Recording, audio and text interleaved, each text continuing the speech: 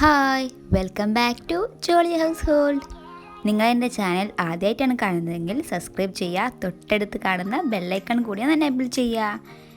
ഇന്ന് ഞാൻ എത്തിയിട്ടുള്ളത് ഒരു സ്പൈസി റെഡ് ചില്ലി സോസുമായിട്ടാണ്. വീട്ടിൽ സുഖമായിട്ട് ഉണ്ടാക്കാൻ പറ്റുന്നൊരു സോസാണിത്. നമ്മൾ പല ഡിഷുകളിലേക്കും ഇത് ചേർത്ത് കൊടുത്താൽ ഭയങ്കര ടേസ്റ്റായിരിക്കും.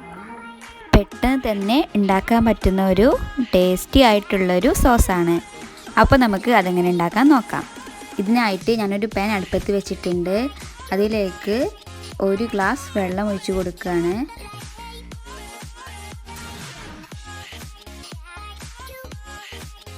ഈ റെഡ് ചില്ലി സോസ് ഉണ്ടാക്കാനായിട്ട് ഞാൻ എടുത്തിട്ടുള്ളത് വറ്റൽമുളകാണ്. ഒരു 5-6 വറ്റൽമുളകാണ് എടുത്തിട്ടുള്ളത്. നമുക്ക് എരിവിനനുസരിച്ച് എടുത്താൽ മതി. ഇനി ഇതൊന്ന് പൊടിച്ച് കൊടുക്കണം.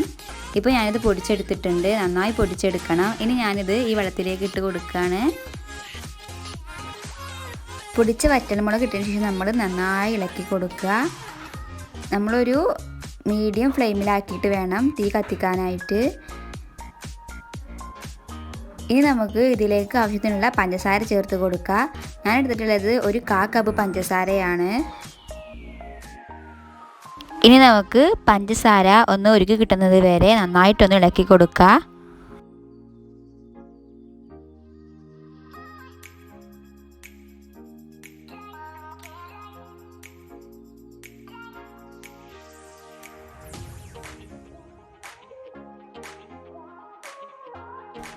ഇപ്പോൾ ഇതാ പഞ്ചസാരയൊക്കെ നന്നായിട്ട് അരിഞ്ഞിട്ടുണ്ട്. ഇനി നമുക്കിതിലേക്ക് ചെറുതാക്കി അരിഞ്ഞ് വെച്ച ഒരു 4 ഇല്ലി വെളുത്തുള്ളിയാണ് ഞാൻ എടുത്തിട്ടുള്ളത്.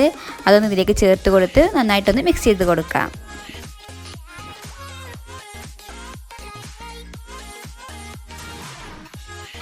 ഇപ്പം നമ്മുടെ മുളകും വെളുത്തുള്ളി നന്നായിട്ടൊന്ന് മിക്സാക്കി കൊടുത്തിട്ടുണ്ട്.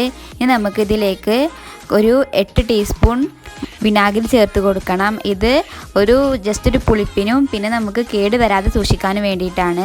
അപ്പോൾ വിനാഗിരി ചേർത്ത് കൊടുത്തിട്ട് നന്നായിട്ടൊന്ന് ഇളക്കി കൊടുക്കുക.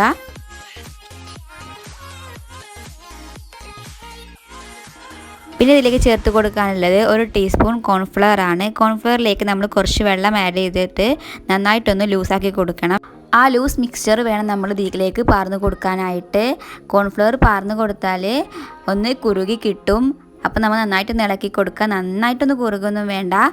നമ്മൾ തീ ലോ ഫ്ലെയിമിലാക്കിയിട്ട് വേണം ഇത് ചെയ്യാനായിട്ട്.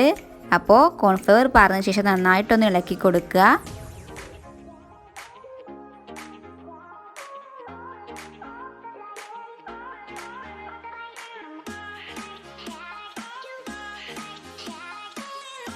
ഇനി നമുക്ക് ഇതിലേക്ക് ആവശ്യത്തിനുള്ള ഉപ്പ് ആഡ് ചെയ്ത് കൊടുത്ത് നന്നായിട്ടൊന്ന് ഇളക്കി കൊടുക്കാം.